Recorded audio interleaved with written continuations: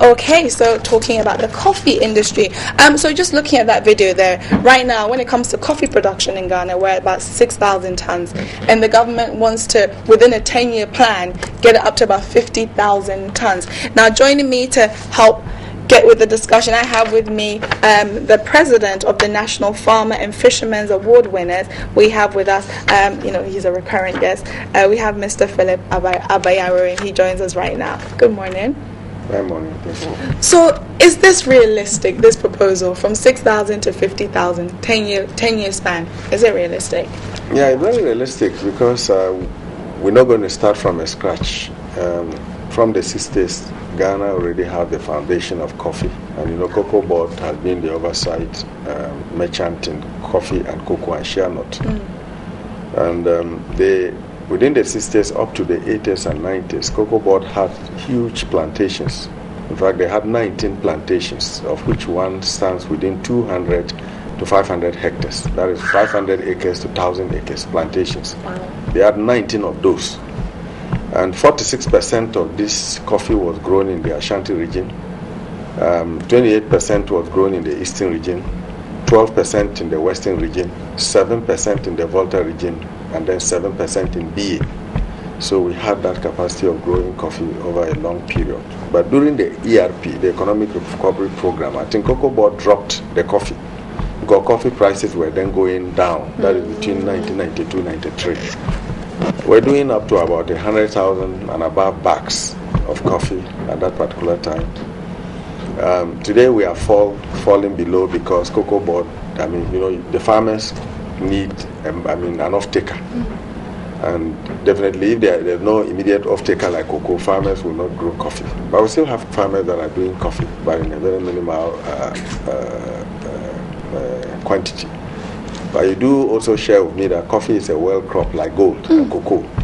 And if we're able to prop up the growing of coffee, it also employs a lot of labor.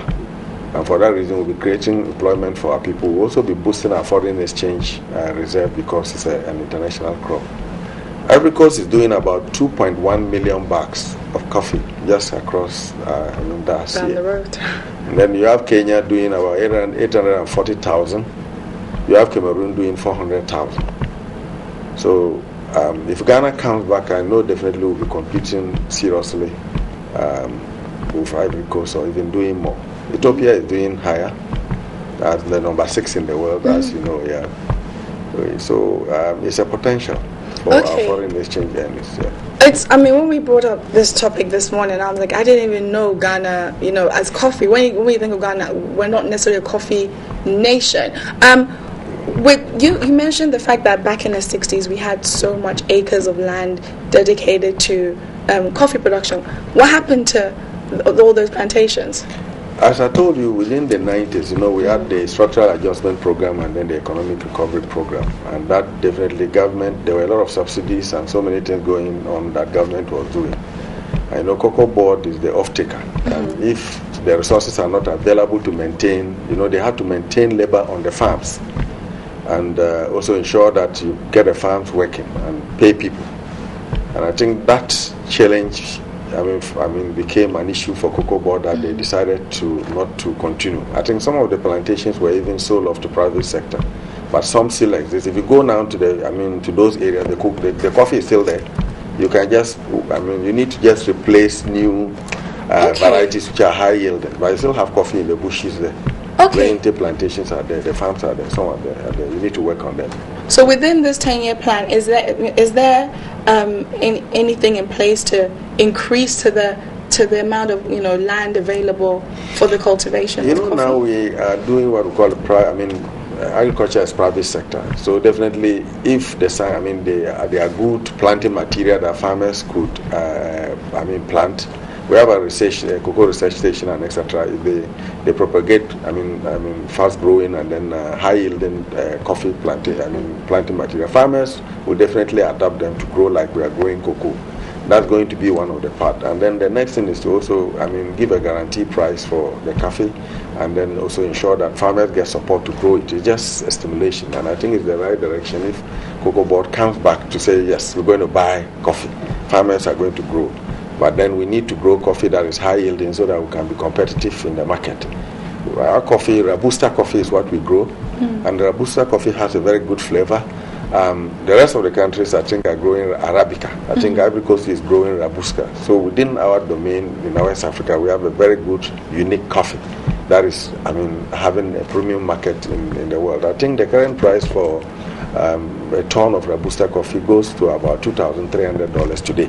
Oh. Which is a lot of money. So I think it will compete fairly with other exportable crops here. Okay. Well, it says here in 2008 in Ghana, Ghana earned about, say, 2.7 million from coffee.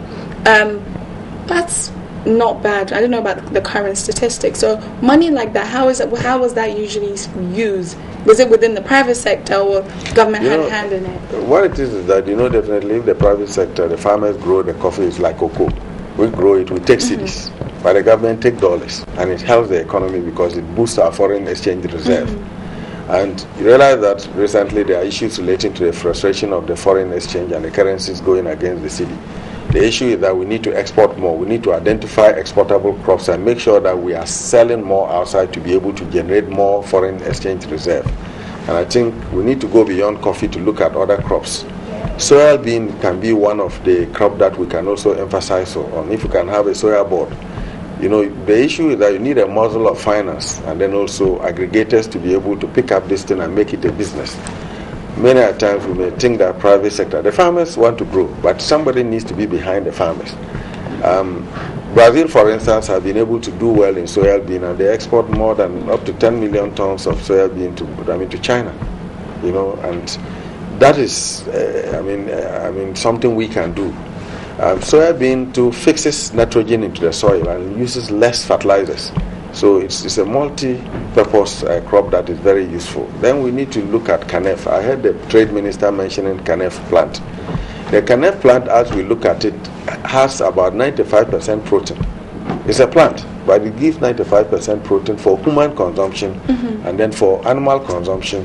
And the same plant also have, raw material for paper, like pulp, that wood that we grow. And then also have another, potential for fiber.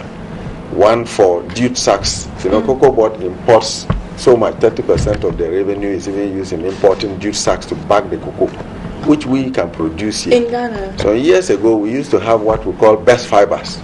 It was a government bag at polythene, carrier bags. Which are everywhere We are currently dumping carrier bags everywhere, and they take 100 years to decompose. Spoiling the land. We can use this, our Canef pulp paper, to make paper for carrier bags. We can start from there before we get to white paper. It is possible. We can do these things. So we need to practicalize what we do quickly so that we can resuscitate our economy and also ensure that we create more employment and also have a market share in the global market. Okay. Ethiopia is a giant when it comes to coffee producing. Certainly number one in Africa, and then number 6 in the world. Like they earned 2006 350 million from coffee exports. So with Ghana trying to, produce our coffee, increase our coffee intake, what lessons do you think we can learn from what Ethiopia has done for them to be so successful? You see, one thing about Ghana is that we are blessed. The experts in coffee production are here. The research institutions are there. They are even ready. They have the capacity of propagating new varieties. Cocoa board so what's is there. stopping us? That is the will now that has come that government. It needs investment, capital investment, and then also the infrastructure, which is already existing, to be able to be enhanced whatever we are doing.